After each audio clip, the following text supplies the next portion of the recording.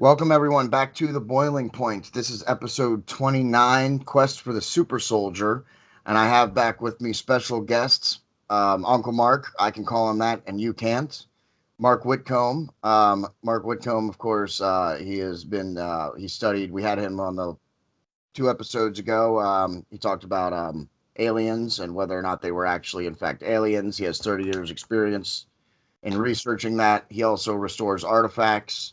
If you have an artifact that needs restored, you can email him at restoreit@ymail.com. And if you enjoy the Boiling Point podcast, please like it, comment, share it out.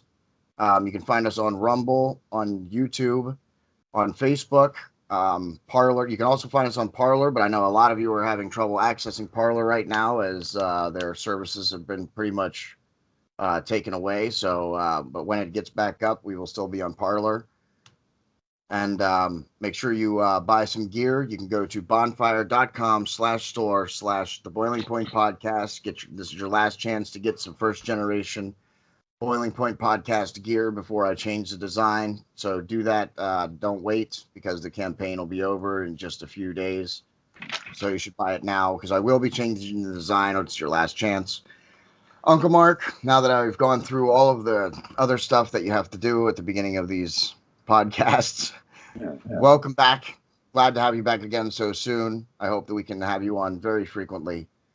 We're going to talk about super soldiers tonight. Yes, thank you. It's a pleasure to be on your podcast. We're going to talk about the quest for the super soldier. The super soldier has been a long-standing goal that's spanned the ages, as far back as you can go through recorded history.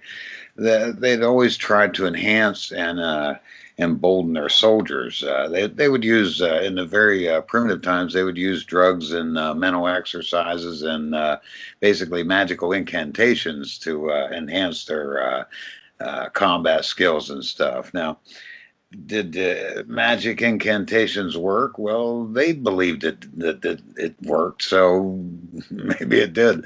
But as far back as you want to go, that was a quest that any nation would try to improve and get an advantage over the enemy. Even the Celts, they would drink a potion and dance themselves into a frenzy and then show up naked to fight you, them with their wives. Now, thousands of naked men and women coming up to you with weapons would be kind of confusing and intimidating, I would think, too. I would think so, yes.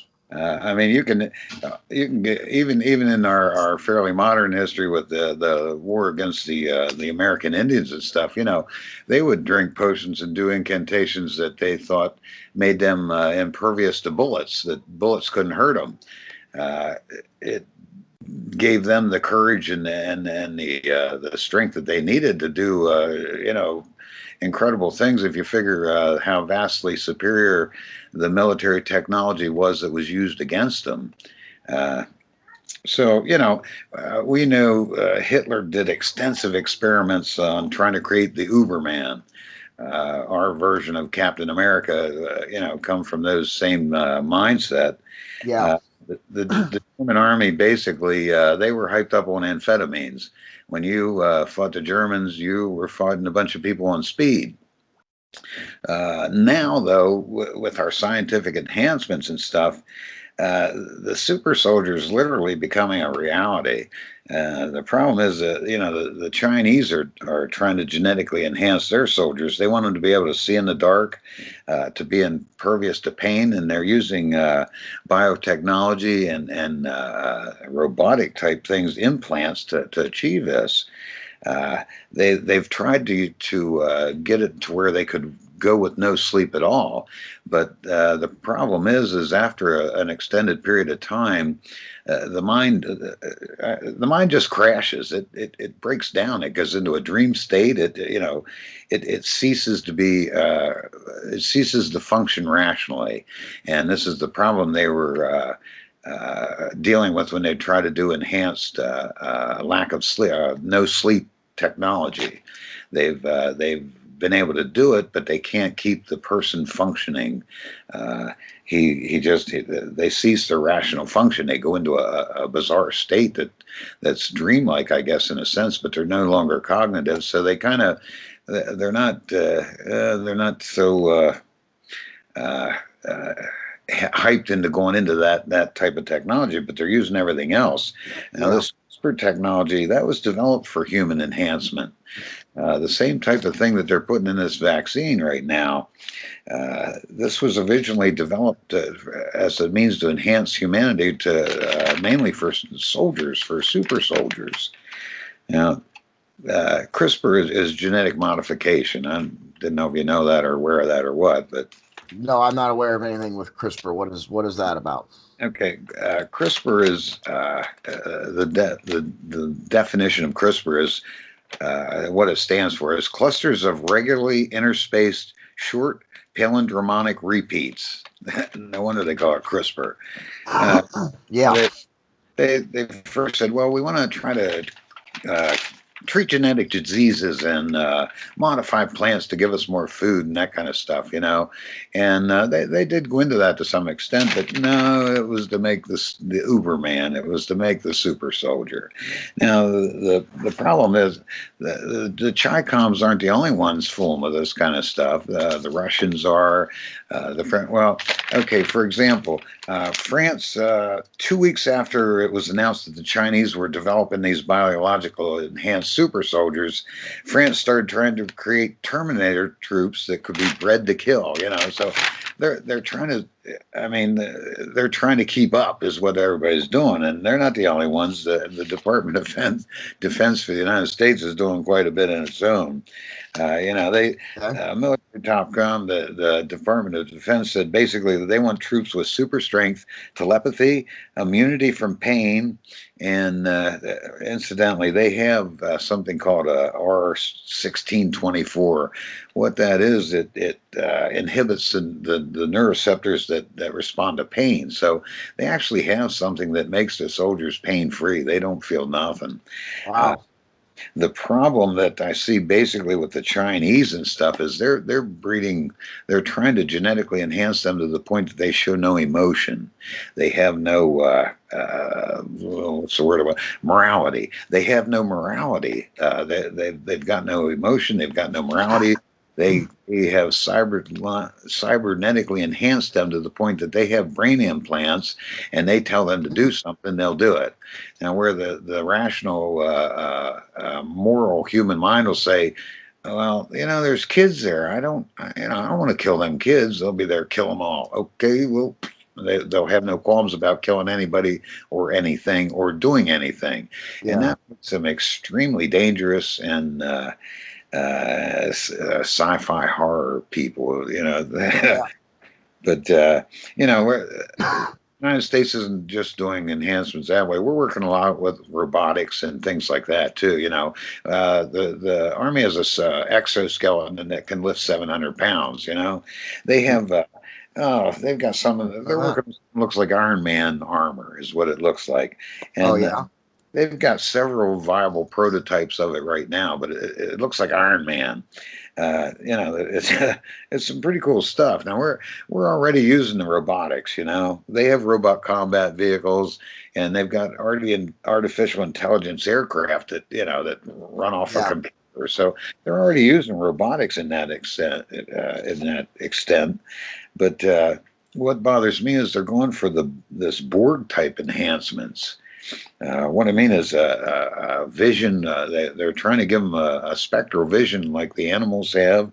That includes smelling, hearing, enhanced muscular control, and everything. And they're going for direct neural enhancements to the human brain. And this is done so that they can do two-way data transfer.